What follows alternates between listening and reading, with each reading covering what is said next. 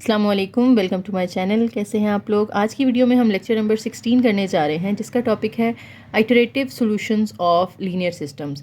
अच्छा, iterative solutions में क्या होता है। लीनियर सिस्टम्स तो आपको पता है ना, इक्वेशंस दी होंगी आपको तीन, उसके अंदर वेरिएबल्स होते हैं x1 x2 x3 और इक्वल के सामने कुछ नंबर्स होते हैं। ठीक है, अब उसको आपने सॉल्व करने के पीछे बहुत सारे मेथड्स पढ़ लिए हैं, लेकिन यहाँ पे हम दो नए मेथड पढ़ने जा रहे हैं आज के लेक्चर में, और उसमें हम आइट्रेशंस फाइंड करेंगे। आइट्रेशंस का मतलब क्या है कि आपने लेट्स से आपको उन्होंने एक आंसर दिया होगा, उसको यूज़ करते हुए इसकी पावर में हम लिखते हैं। एक उन्होंने आपको ना सेट दिया होता है, वो आपने पुट करना होता है इक्वेशंस के अंदर। आपके पास एक नया आंसर आएगा, उसको आप x⁻1 लिखते हैं। फिर एक x⁻1 को यूज़ करके आपने इक्वेशंस में पुट करना है और एक नया आंसर निकालना है जिसको x⁻2 कहेंगे। इसी तरीके से आपने अब x2 के जो आंसर्स आए होंगे उनको आपने दोबारा यूज़ करते हुए x3 के आंसर्स निकालने। तो ये चीज़ आप चलाते जाते हैं जब तक आपकी दो आइट्रेशंस के आंसर सेम ना आ जाएं। यानी लेट्स से मेरा x3 और x4 का आंसर सेम आ जाता है, तो यहाँ पे मैंने स्टॉप कर देना है। ठीक है, लेकिन अगर मेरा x7 और x⁻8 का आंसर सेम आता है तो मैं 8 के बाद जाके स्टॉप करूँगी। ठीक है, तो डिपेंड करता है कि क्वेश्चन में हमारा दो का आंसर कब सेम आ जाए, तब आपने आइट्रेशन स्टॉप कर देनी होती हैं। ठीक है, अब उसमें आपको कितनी करनी पड़े वो हर क्वेश्चन में डिफरेंट हो सकता है। 10 से 11 भी हो सकती हैं, 3-4 पे भी ख़त्म हो सकता है, 5-6-7 जितनी भी आपको फाइंड करनी पड़े। ठीक है, अच्छा, अब इसमें थ्योरी में ज़्यादा नहीं पढ़ूंगी। पिछले लेक्चर में भी मैंने बताया था कि हम डायरेक्ट एग्जाम्पल से ही मेथड को समझने की कोशिश करते हैं, तो यहाँ पे भी मैं वही चीज़ लेकर चलूँगी। दो मेन टॉपिक्स हैं, पहले मैं आपको थोड़ा सा उनका बता देती हूँ। पहला हम पढ़ने जा रहे हैं जैकोबीज मेथड और दूसरा हम पढ़ने जा रहे हैं गॉस सीडल मेथड। जैकोबीज मेथड की एग्जाम्पल्स यहाँ पे जो दी हुई हैं, मैं डायरेक्ट आपको एग्जाम्पल पे लेके जाऊँगी। इसको ना सॉल्व करने के दो मेथड दिए मैं यहाँ पे, तो दोनों समझने के बजाय हम एक ही अच्छे से समझेंगे ताकि हम पेपर में उसको इजीली अटेम्प्ट कर लें। दोनों समझेंगे, दोनों में कन्फ्यूजन होगी। ठीक है, तो एक ही मेथड हम यहाँ पे सीखेंगे, और वो जो ऑल्टरनेट दिया हुआ है ना आपकी बुक में, मैं वो मेथड करवाऊंगी क्योंकि वो ज़्यादा आसान है, और जो गॉस सीडल मेथड है उसमें भी वही मेथड यूज़ हो रहा है। तो हम एक ही मेथड शुरू में सीख लेते हैं जो कि जैकोबीज में भी काम आ जाएगा और गॉस सीडल में भी काम आ जाएगा। ठीक है, बस थोड़ा बहुत यहाँ पे इनमें चेंज होता है। तो मेथड 1 अगर आप लोग चाहें तो अपने ओन पे इसको जो है वो रीडिंग कर लीजिएगा, लेकिन क्योंकि आंसर तो आपने जैकोबीज मेथड से निकालना है ना, तो अब उसके दो तरीके, आप दोनों में से जो मर्जी यूज़ करें। तो जो ईजी वाला है मैं आपको वो करवा रही हूँ। ओके, फर्स्ट एग्जांपल जो उन्होंने हमें दी थी मैंने लिख लिया है, थोड़ा मैंने जूम आउट कर लिया है ताकि ज़्यादा पेज कवर हो जाए एक ही फ्रेम के अंदर। और अगर आपको क्लियर नज़र नहीं आ रहा तो आप क्या करें कि अपनी वीडियो की जो रेजोल्यूशन है वो थोड़ा सा हाई कर लें, वीडियो क्वालिटी थोड़ा हाई कर लें। 420p पे देखेंगे तो आपको क्लियर नज़र आएगा। अच्छा, आपके पास तीन इक्वेशंस हैं, आपने इनको सॉल्व करना है यूजिंग जैकोबीज मेथड। अच्छा, जैकोबीज मेथड और ये जो आगे हम दूसरा पढ़ेंगे ना, गॉस सीडल मेथड, ये कहाँ कहाँ यूज़ हो सकता है और कहाँ आप इसको यूज़ नहीं कर सकते। यानी ऐसा तो नहीं है ना जहाँ मर्जी इस्तेमाल कर लो, कुछ रिस्ट्रिक्शंस होंगी। तो कहाँ कहाँ आप इस्तेमाल कर सकते हैं, देखें।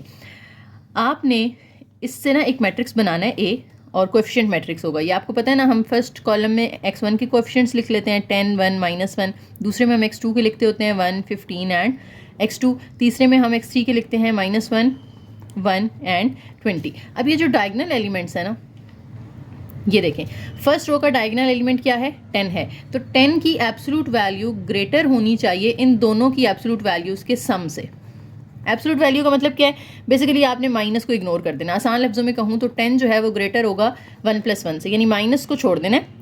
एब्सोल्यूट वैल्यू क्या करती है, नेगेटिव को पॉजिटिव कर देती है ना, तो आप सिर्फ जो है वो 1 लिख लें और उसका साइन छोड़ दें। तो 1 और 1 को ऐड करें, 2 आता है, और 10 ऑब्वियसली 2 से बड़ा होता है। ठीक है, इसी तरह से अगर आप 15 देखें तो ये सेकेंड रो के अंदर है, तो सेकेंड रो में अगर आप 1 और 1 को प्लस करें तो 2 आता है, एंड 15 इज ग्रेटर देन 2। इसी तरह से थर्ड रो में, सॉरी मैंने x2 लिख दिया है, इसका कोएफिशिएंट लिखना था 1।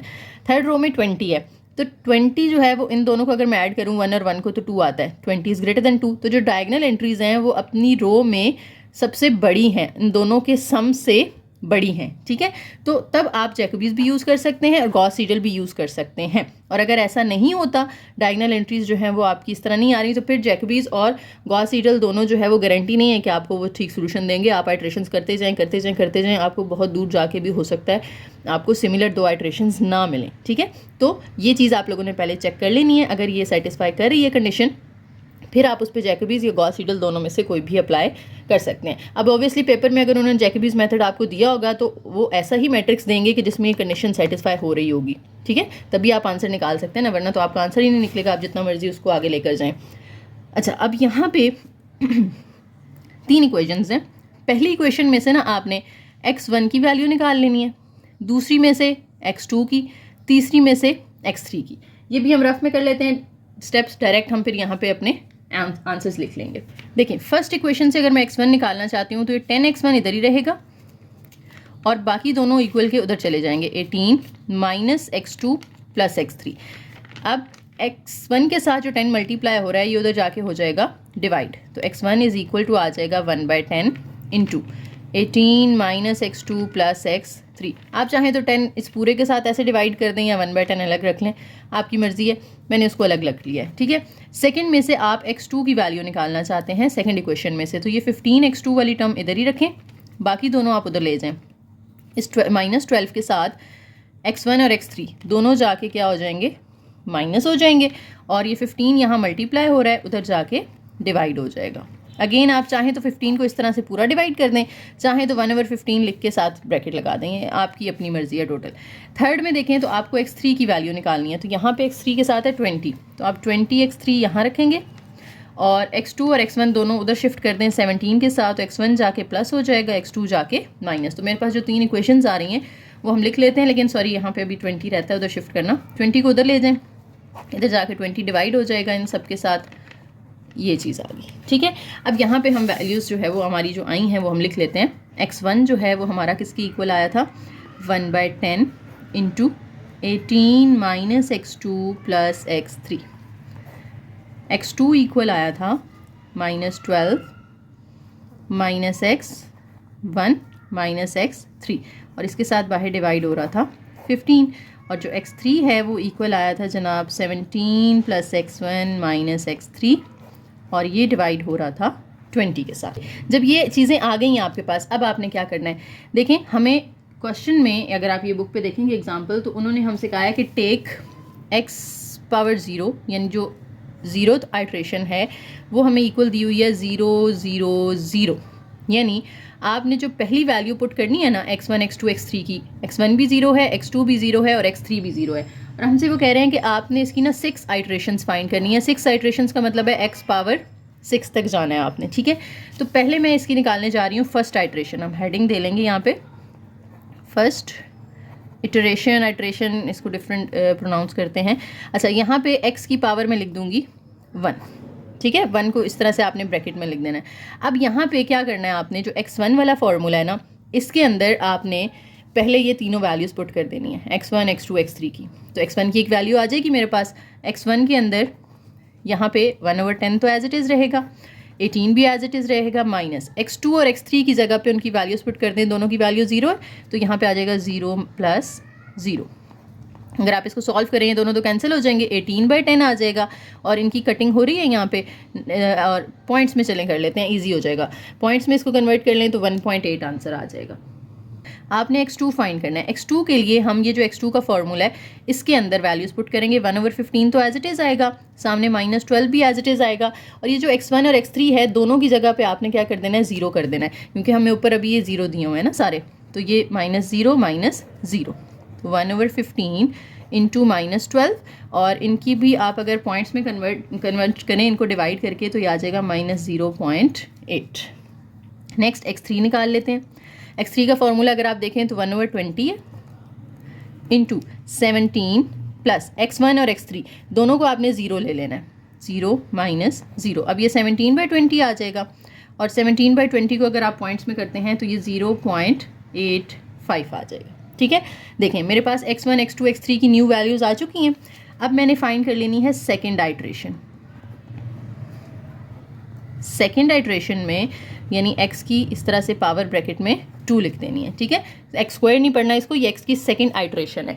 अब यहाँ पे आपने दोबारा से x1 x2 और x3 की वैल्यूज़ निकालनी है, लेकिन अब जो हमने शुरू में x1 x2 x3 यूज़ किया था वो क्या था, 0 0 0। यहाँ पे जो आप x1 x2 x3 की वैल्यूज़ यूज़ करेंगे ना सेकेंड आइट्रेशन में, वो यूज़ करनी है जो आपकी फर्स्ट में आई हैं। फर्स्ट में ये हमारा x1 आया, ये x2 आया है और ये x3 आया है, तो इनको आपने अब सेकेंड में यूज़ करना है। फॉर्मूला दोबारा देखेंगे, 1/10 इंटू 18 माइनस है x2 और x3। x2 और x3 की जगह अब जो x2 और x3 की फर्स्ट आइट्रेशन में वैल्यूज़ आई थी वो यूज़ करनी है आपने। तो x2 हमारे पास आया था -0.8, एक बाहर भी माइनस है, इसका भी माइनस है, तो हमने ब्रैकेट लगा दी। फिर प्लस x3 है यहाँ पर, तो प्लस x3 की वैल्यू कितनी आ रही थी 0.85। अब इनको आपने सॉल्व कर लेना है, कैलकुलेटर पे इसको कर लें 18 और ये हो जाएगा प्लस 0.8 प्लस 0.85।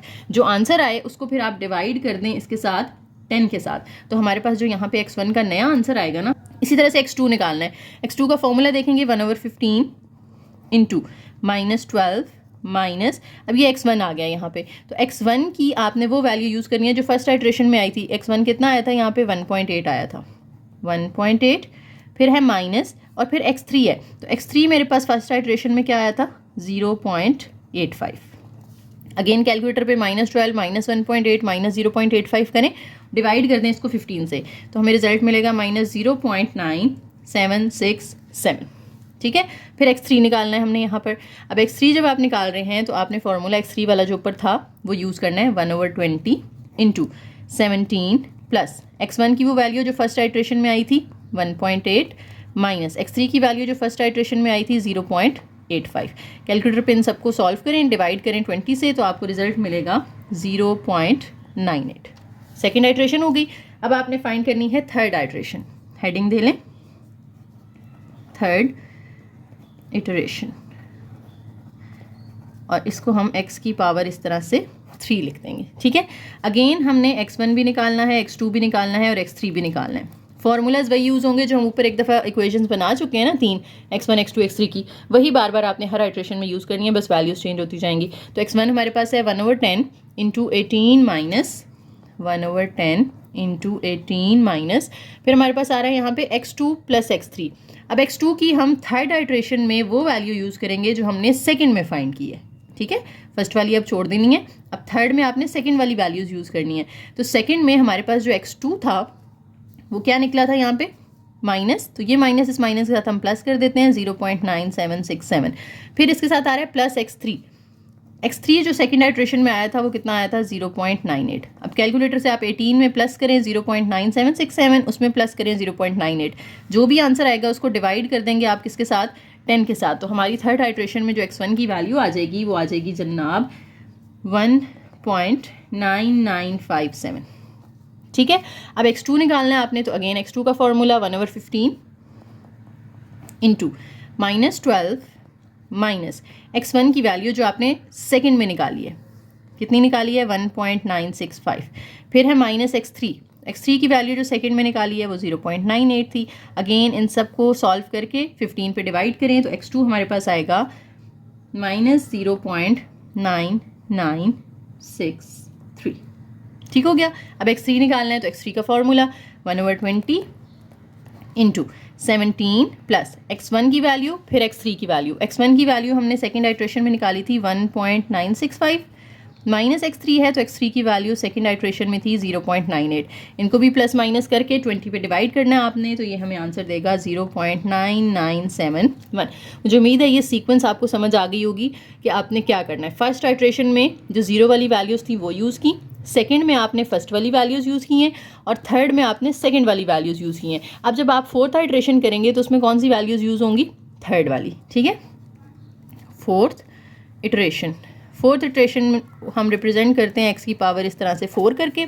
इसमें भी आपने x1 निकालना है, x2 निकालना है और x3 निकालना है। तो मैं डायरेक्ट आपके सामने यहाँ पे ना बस वैल्यूज़ लिख देती हूँ, क्योंकि अब प्रोसीजर आपको समझ आ गया ना सारा कि किस तरह से करना है, वरना वीडियो को एक दफ़ा पीछे करके दोबारा से ये चीज़ सुन लें तो आपको मज़ीद जो है वो अगर कन्फ्यूजन है तो वो क्लियर हो जाएगी। तो फोर्थ आइट्रेशन में जो हमारा x1 आएगा ना वो आएगा 1.9993, x2 आएगा जी -0.9995 और x3 आएगा हमारे पास 0.9996। फॉर्मूलाज यही लेने हैं आपने, इधर बस x1 x2 x3 की वो वैल्यूज़ आपने पुट करनी है जो अब हमारे पास थर्ड आइट्रेशन में यहाँ पर आई थी। ठीक है, ओके, ये फोर्थ के आंसर्स आ गए।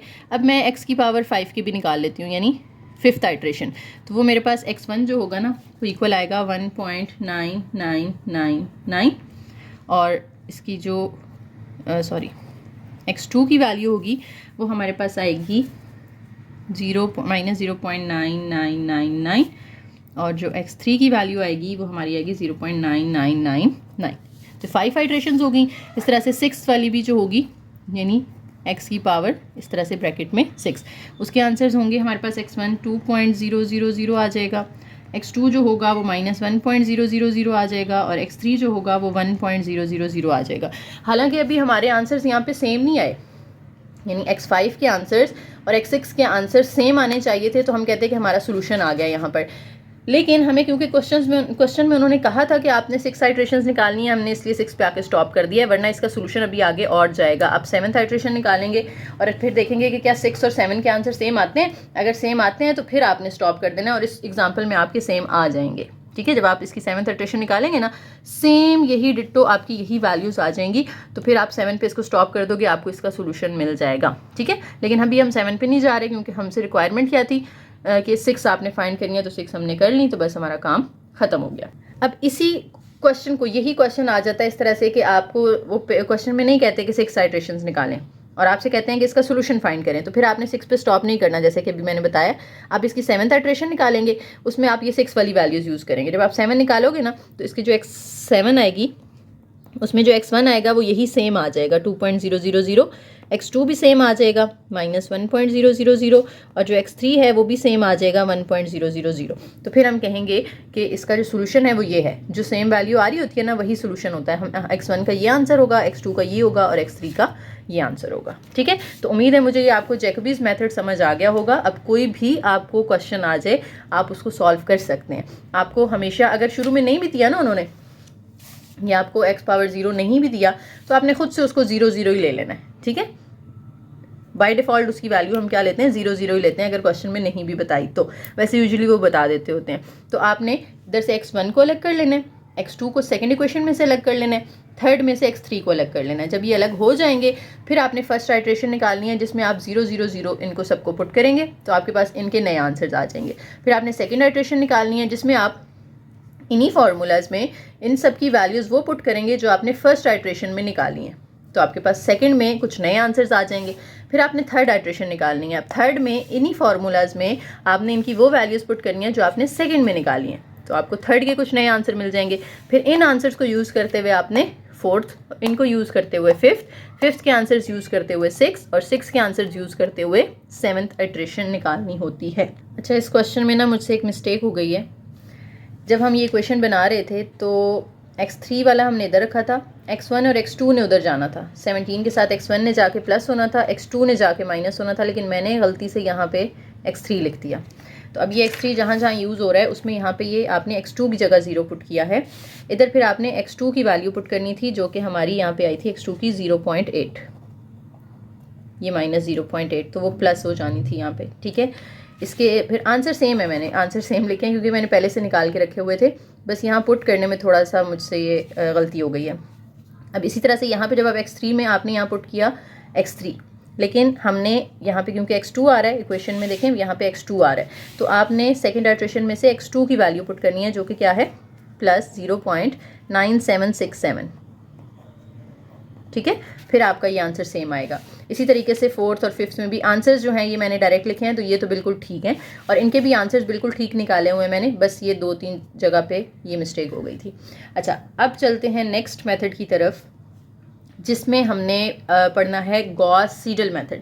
अब गॉस सीडल मेथड क्या है कि जैकोबीज मेथड का ही मिलता जुलता है, इसी से मिलता जुलता मेथड है, बस थोड़ा सा उसमें डिफरेंस है। क्या डिफरेंस है अगर मैं वर्बली अभी बताऊंगी तो आपको टू बी ऑनेस्ट समझ नहीं आएगा, तो हम डायरेक्ट एग्जांपल पे चलते हैं और जैसे जैसे वहाँ पे जो नई चीज़ आएगी ना, मैं साथ साथ कंपेयर करके आपको बताती जाऊंगी कि दोनों में क्या फ़र्क है।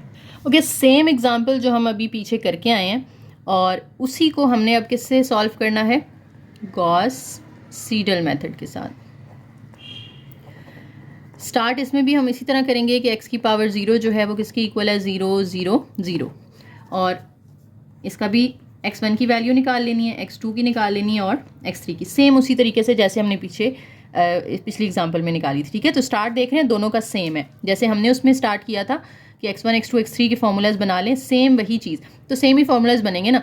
x2 x3 उधर जाके पहले प्लस हो जाएगा 18 के साथ, x2 माइनस हो जाएगा, x3 जो है वो प्लस हो जाएगा और फिर ये 10 उधर जाके डिवाइड होगा, तो सेम चीज़ बनेगी जो हमने पिछली एग्जांपल में बनाई थी। x2 हमारे पास आया था 1/15 -12 -x1 -x3, और जो x3 था वो आया था 1/20 into 17 plus x1 minus x2। Okay, अब x1 x2 x3 आ गया। फर्स्ट आइट्रेशन हमने निकाल लेनी है इसकी। अब फर्स्ट इटरेशन जिसको हम रिप्रेजेंट करेंगे x की पावर में ब्रैकेट वाला 1, और इसमें सबसे पहले हमने x1 निकालना है। सेम वही जो तरीका हमने पीछे जैकोबीज में यूज़ किया है कि x1 x2 x3 की वैल्यू जो 0 0 0 दी हुई है वो आपने यहाँ पे x2 x3 की जगह पुट कर देनी है। 1/10 as it is 18 minus x2 भी 0 है और x3 भी 0 है, तो ये आ जाएगा 18/10, और अगर आप इसको पॉइंट्स में करेंगे तो ये 1.8 आ जाएगा। अब आपने क्या करना है जनाब, x2 निकालना है। x2 निकालने के लिए हमारा फॉर्मूला है 1/15 इंटू -12 माइनस, अच्छा यहाँ पे आएगा चेंज। जैकबी और ये जो गॉस सीडल है ये किस तरह डिफरेंट है। जैकबीज में हम क्या कर रहे थे, जो ये हमें 0th आइट्रेशन दी हुई थी ना, ये ही तीनों वैल्यूज़ हम x1 x2 x3 तीनों के फार्मूलाज में पुट करते थे। लेकिन गॉस सीडल में क्या होगा कि जब आपके पास x1 की न्यू वैल्यू अब आ गई है और आगे ये x1 आपने यहाँ पे अब पुट करना है, तो आप ये न्यू वाली वैल्यू पुट करोगे, वो 0 पुट नहीं करोगे। समझ आ रही है बात की कि -12 आपने लिखा, अब ये आ गया है x1, तो x1 की जगह आपने 0 नहीं लिखना, बल्कि x1 की जो न्यूएस्ट वैल्यू आपने फाइंड की है अभी, वो क्या आई है 1.8, तो ये न्यू वाली वैल्यू यूज़ होगी, पुरानी यूज़ नहीं होगी। फिर -x3 की तो अभी कोई न्यू वैल्यू नहीं आई, तो वही हम यूज़ करेंगे 0। इन दोनों को कैलकुलेटर से सॉल्व करें और 15 पे डिवाइड करें तो हमारे पास ये आ जाएगा -0.92। अब आपने निकालना है x3 का फॉर्मूला है 1/20 इंटू 17 प्लस x1 आ रहा है ना, x1 की अब वो 0 वाली तो नहीं हमने यूज़ करनी, क्योंकि हम x1 की न्यू वैल्यू एक फाइंड कर चुके हैं। ये वाली आपने यहाँ पुट करनी है 1.8 माइनस, फिर क्या है यहाँ पे x2 है, x2 की भी हम न्यू वैल्यू अब निकाल चुके हैं ना ऊपर, तो आपने ये वाली यूज़ करनी है -0.92, जो कि इस माइनस के साथ फिर क्या हो जाएगी, प्लस हो जाएगी। वो पुरानी वाली 0 अब आपने छोड़ देनी है। इन तीनों को प्लस करें, 20 पे डिवाइड करें। पहले प्लस करके आपने इक्वल प्रेस करके आंसर निकाल लेना है, उसके बाद आपने डिवाइड करना है 20 से। अगर सारा कुछ इकट्ठा लिखेंगे ना बगैर ब्रैकेट के, तो वो पहले डिवीजन कर देगा एक नंबर के साथ, फिर प्लस करेगा डी मैथ्स के अकॉर्डिंग, तो वो गलत हो जाएगा आंसर। ठीक है, अगर इकट्ठा लिख भी रहे हैं तो ये तीनों चीज़ें ब्रैकेट में लिखनी है, फिर डिवाइडेड बाई 20 लिखना है, या पहले इन तीनों को डिवाइड करके इक्वल प्रेस करके आंसर निकाल लें अपना, फिर उसको डिवाइड कर लें 20 के साथ। ठीक है, तो ये कैलकुलेटर का यूज़ भी आना चाहिए आपको। ओके, इसको डिवाइड करेंगे तो हमारे पास आ जाएगा 0.986। ये हमारी फर्स्ट इटरेशन आ गई है। अब हम निकालते हैं सेकेंड आइट्रेशन। अच्छा, फ़र्क क्या है अब दोनों में, समझ आ गया ना। अब सेकेंड आइट्रेशन जब हम निकालेंगे x⁻², तो हमने x1 भी निकालना है, x2 भी निकालना है और x3 भी निकालना है। x1 का फॉर्मूला देखें 1/10 इंटू 18 माइनस x2 की वो वैल्यू जो न्यूएस्ट है, ये है ना, यानी जो सेकंड आइट्रेशन में हम ऑब्वियसली फर्स्ट आइट्रेशन वाली वैल्यूज़ यूज़ करेंगे। फर्स्ट आइट्रेशन में x2 कितना आया था हमारे पास, -0.9, तो इस -x2 की जगह पुट करेंगे तो +0.92 हो जाएगा। प्लस x3 की वैल्यू सेकेंड आइट्रेशन में वो यूज़ होगी जो हमने फर्स्ट में निकाली है। फर्स्ट में x3 की वैल्यू क्या निकाली है, 0.986। तीनों को प्लस करें, 10 पे डिवाइड करें, तो हमारे पास इसका जो आंसर आएगा सेकेंड आइट्रेशन में 1.9906 आ जाएगा। ठीक हो गया। अब x2 निकालना है आपने, फॉर्मूला है हमारे पास 1/15 इंटू -12 माइनस, अब ये x1 आ रहा है, x1 की ये अभी आप ऊपर एक जो न्यू वैल्यू निकाल के लाए हैं, अब आपने ये वाली यूज़ करनी है, आपने फर्स्ट आइट्रेशन वाली यूज़ नहीं करनी। ठीक है, जो सेकंड में अब आप x1 की एक लेटेस्ट वैल्यू निकाल चुके हैं ना, तो ये वाली वैल्यू अब आप यहाँ पुट करेंगे 1.9906। फिर -x3 है, x3 की जो है अभी लेटेस्ट वैल्यू कौन सी है, पीछे जो हमने फर्स्ट आइट्रेशन में निकाली थी 0.986। इनको सॉल्व करें, 15 पे डिवाइड करें, तो हमारे पास आ जाएगा -0.9984। फिर x3 निकालना है आपने, x3 है हमारे पास 1/20 इंटू 17 प्लस x1 इस रो में हम ऊपर निकाल चुके हैं, वो पुट करेंगे, प्लस माइनस x2 है, x2 भी आप इधर ऊपर अभी निकाल चुके हैं ये वाला, तो ये यूज़ करेंगे। इन सबको अब प्लस करें, 20 पे डिवाइड करें, तो आंसर हमें मिलेगा 0.9995। फिर आपने अब इसी तरह से थर्ड आइट्रेशन निकालनी है, उसको हम x⁻³ लिखेंगे, तो उसमें अब हमने सेकंड आइट्रेशन वाली वैल्यूज़ यूज़ करनी है। ठीक है, तो प्रोसीजर मिलता जुलता ही है, बस क्या फ़र्क है कि उसमें हम x1 वाली पूरी, यानी जो x0 वाली थी वो सारी की सारी पूरी x1 में जहाँ जहाँ ज़रूरत है वहाँ हम वही यूज़ कर रहे थे, और सेकेंड आइट्रेशन में x1 वाली तीनों यूज़ होती थी, थर्ड आइट्रेशन में x2 वाली तीनों यूज़ होती थी। लेकिन यहाँ पे क्या हो रहा है कि आपके पास जैसे ही x1 की न्यू वैल्यू आएगी तो आप अब पीछे वाली छोड़ देंगे और उसमें अब न्यू वाली यूज़ करेंगे, ठीक है। फिर x2 की न्यू वैल्यू आ गई है तो अब आपने यहाँ पे x2 की न्यू वैल्यू यूज़ करनी है, फर्स्ट आइट्रेशन वाली यूज़ नहीं करनी। सेम इसी तरीके से हम आगे ये फॉलो करते जाएंगे स्टेप्स और हमारे आंसर्स आते जाएंगे, ठीक है। अच्छा, जो जैकोबीज मेथड और गॉस सीडल मेथड है ना, इसमें से गॉस सीडल जो है ये हमें फास्टेस्ट आंसर देता है एज़ कम्पेयर टू जैकोबीज मेथड, कि इसमें आंसर जल्दी मिल जाता है आपको। उसमें अगर आपको जाके जो है वो 6-7 पोजीशन पे मिल रहा था तो इसमें हमें 4th-5th पोजीशन पे मिल जाएगा, ठीक है, क्योंकि हम नई नई वैल्यूज़ उसमें ऐड करते जा रहे हैं ना, पुरानी वैल्यू को छोड़ देते हैं, नई वैल्यू ले लेते हैं, तो आंसर ज़रा क्विक निकल आता है आपका, ठीक है। तो ये फास्ट मेथड, ये MCQ आ सकता है पेपर में कि विच मेथड इज़ फास्ट, तो गॉस सीडल फास्ट है एज़ कम्पेयर टू जैकोबीज मेथड। इसमें कम इटरेशंस लगती हैं जबकि जो जैकोबीज है उसमें ज़्यादा इटरेशंस लगती हैं। तो coming back to the topic, आपके पास थर्ड आइट्रेशन चल रही थी जिसमें आपने x1, x2, x3 निकालना है। थर्ड मैं अभी डिटेल के साथ निकलवा देती हूँ, फिर आगे 4th, 5th आप इंशाल्लाह निकाल लेंगे। थर्ड आइट्रेशन में अगेन फार्मूलाज तो सेम रहेंगे, 1/10, x1 के अंदर 1/10 आ रहा है, इंटू 18 माइनस x2 की वैल्यू, अब थर्ड कर रहे हैं ना हम, तो इसमें हम सेकंड वाली वैल्यूज़ यूज़ करेंगे। तो x2 की वैल्यू सेकंड में क्या आई थी हमारे पास, -0, तो वो माइनस इस माइनस के साथ हो जाएगा प्लस 0.9984, और फिर प्लस x3 है, तो प्लस x3 की वैल्यू सेकंड में क्या आई थी 0.9995, तीनों को प्लस करें, 10 पे डिवाइड करें, तो हमारे पास आता है जो थर्ड आइट्रेशन में x1 है वो 1.9998 आ रहा है। फिर x2 में 1/15 इंटू -12 माइनस, यहाँ पे x1 आ रहा है। उसूलन तो थर्ड आइट्रेशन में x1 जो है वो सेकंड वाला यूज़ होना चाहिए, लेकिन अब हम थर्ड आइट्रेशन में x1 ऑलरेडी निकाल चुके हैं, तो ये न्यू वैल्यू आ गई है ना x1 की, वो पुरानी हो गई है अब, तो वो आपने छोड़ देनी है और न्यू वाली यहाँ पे लिख लेनी है, ये लिख ली। फिर -x3 है, x3 की वही पुरानी अभी वही यूज़ होगी ना जो पीछे आई थी, क्योंकि इसकी न्यू नहीं आई, तो यही न्यू है इसकी, ठीक है। ये सॉल्व करके 15 पे डिवाइड कर लें तो हमें आंसर मिलेगा -0.9999। लास्ट x3 निकालना है आपने, इसका फार्मूला है 1/20 इंटू 17 प्लस x1 की लेटेस्ट वैल्यू ये वाली है 1.9998, और फिर माइनस x2 की लेटेस्ट ये अभी हम ऊपर निकाल के आए हैं, ये वाली पुट कर देनी है आपने। इसका आंसर मिलेगा हमें 1.0000। थर्ड आइट्रेशन आ गई, फिर आपने फोर्थ निकाल लेनी है जिसमें x की पावर इस तरह से 4 लिखेंगे। तो अब मैं वो डायरेक्ट आंसर्स लिख रही हूँ, आपको पता चल गया आपने कैसे निकालने हैं, ठीक है। तो डायरेक्ट मैं यहाँ पे आंसर्स लिख रही हूँ। x1 का जो आंसर आएगा ना फोर्थ में वो आएगा 2.0000, ये आएगा -1.000, ये आएगा 1.000।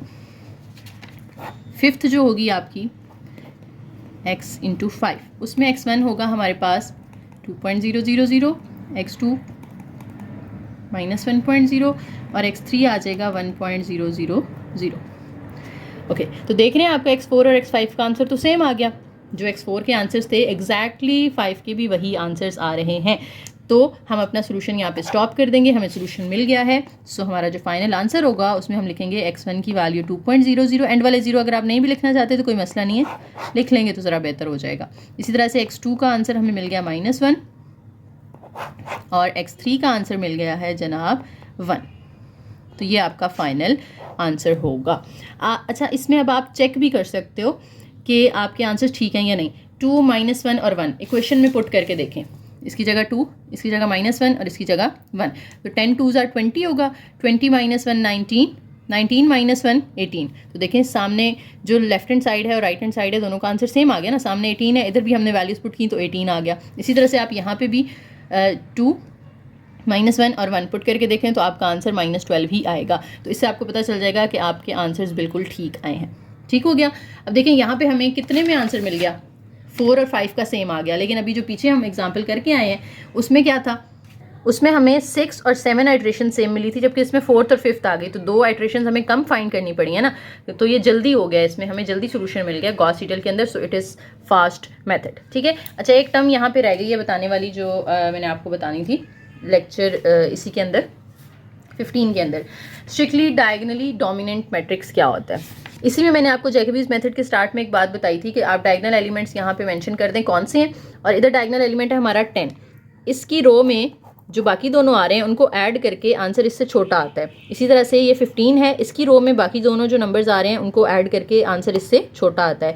इस तरह से यहाँ 20 है डायगोनल एलिमेंट, तो इन दोनों को ऐड करके, यानी इनकी एब्सोल्यूट वैल्यूज़ लेनी है आपने, ये साइन छोड़ देना है। अगर किसी के साथ माइनस है तो वो माइनस नहीं आपने लेना, सिर्फ 1 और 1 को प्लस करना है। तो 1 और 1 कितना हो जाएगा 2।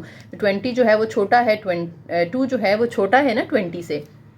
तो ये अगर प्रॉपर्टी सेटिस्फाई हो रही है तो हम इस मैट्रिक्स को कहेंगे कि ये स्ट्रिक्टली डायगोनली डोमिनेंट है। ठीक है, तो ये एमसीक्यू के लिए एक टर्म आ सकती थी जो मैंने एक्सप्लेन कर दी है।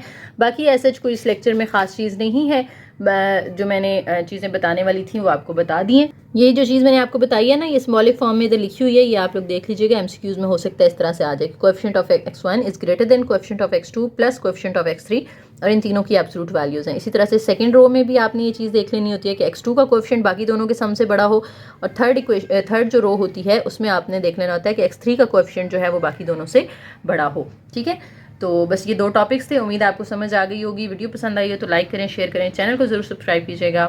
थैंक यू, अल्लाह हाफिज़।